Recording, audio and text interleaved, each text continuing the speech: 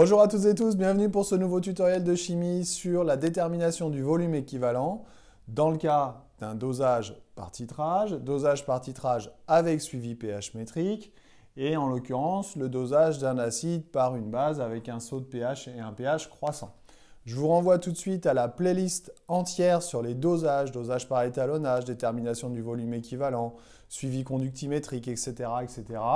Donc, playlist de dosage dans laquelle vous allez trouver une dizaine de tutoriels sur les dosages, dosage par titrage et dosage par étalonnage.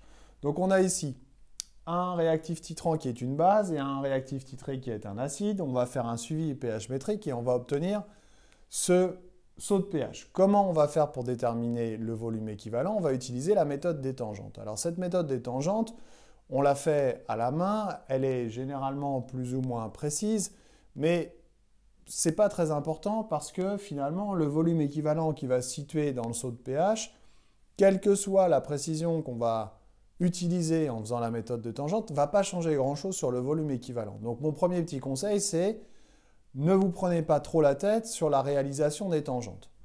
Où est-ce qu'on va faire les tangentes? On va faire les tangentes au niveau des points d'inflexion. Les points d'inflexion de la courbe, ils sont ici et là. Je vais donc faire deux tangentes. L'important, c'est que ces tangentes soient parallèles entre elles. Donc, je vais pouvoir, par exemple, faire une tangente comme ceci, mais on pourrait imaginer aussi faire une tangente un petit peu comme ceci ou un peu plus comme ça.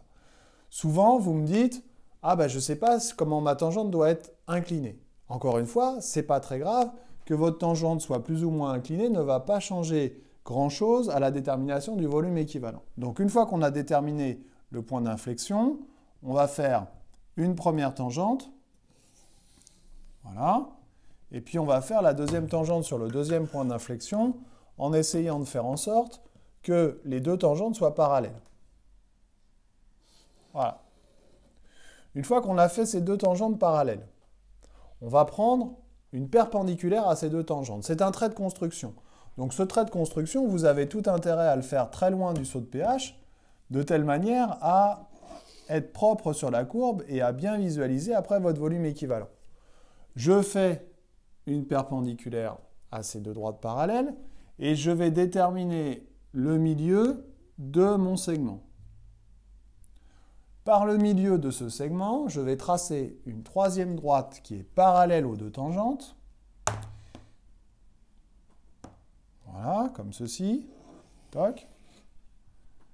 Et cette troisième droite parallèle aux deux tangentes va couper le saut de pH en un point qui est le point d'équivalence. On va donc repérer ici, quand je vais en abscisse, on va repérer le volume équivalent et on va repérer ici le pH à l'équivalence.